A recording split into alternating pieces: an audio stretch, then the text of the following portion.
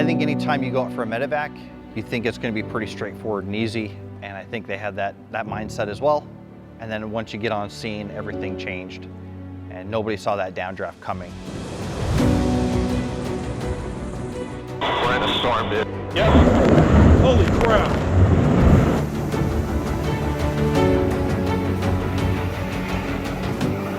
I thought for sure that we were going to end up in the water.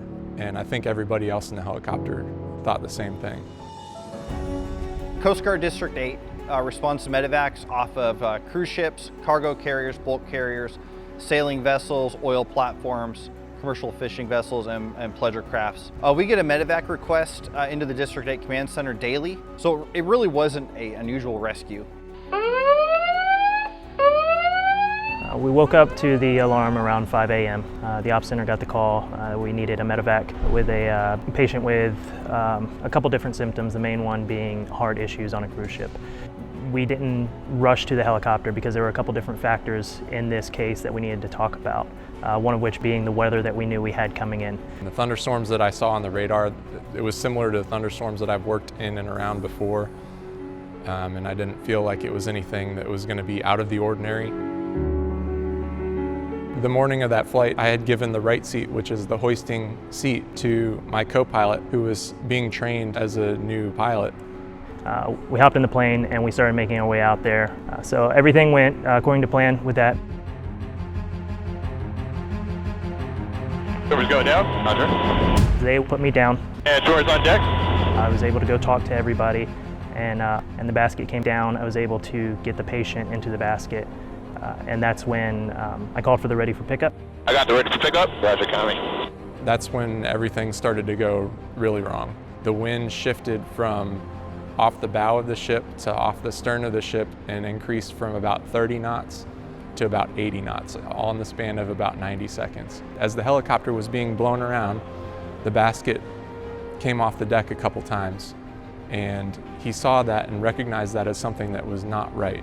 And I saw the cable actually get ripped out of the flight mechanic's hand. And so he made a very quick and amazing decision to just disconnect the basket. In my mind, it was just the best decision and the safest decision to abort, disconnect the hook, and reset everything.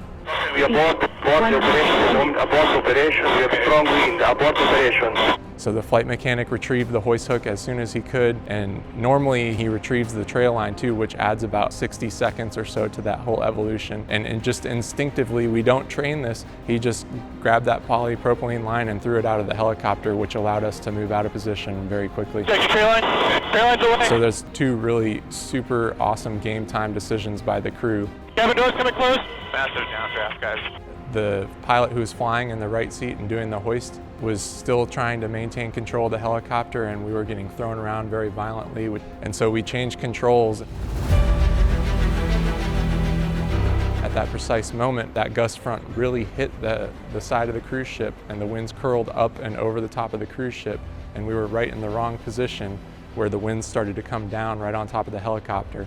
I think maybe the first second of getting thrown towards the water, sheer terror after that. Come left, come left, come left out of it. Come left out of it. They pulled off to the left and kept going down and kept going down and kept going down. In my mind, I'm just saying, pull up, pull up, pull up. Get out, get out.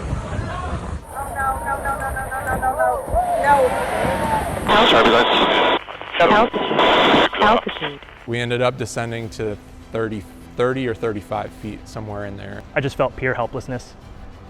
They were going, in my mind for a split second, they were going into the water, and there was absolutely nothing I could do. I pulled the collective, which is our lift control basically in the helicopter, to the maximum setting, which there's a stop, a physical stop. It won't let you go anymore. We should have been climbing. They pushed us down towards the water. Very frightening. They're okay. That's it.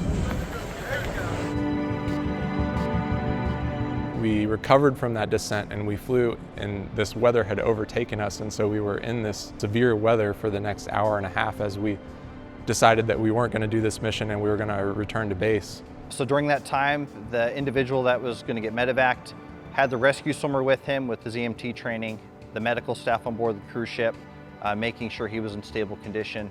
until we were able to send out another helicopter with a fresh crew. The crew after us, about 6 hours later, was able to go out in clear blue conditions with no weather problems. They recovered the patient, they recovered the other rescue swimmer, and they brought them back. And they delivered the patient to University Medical Center in stable condition.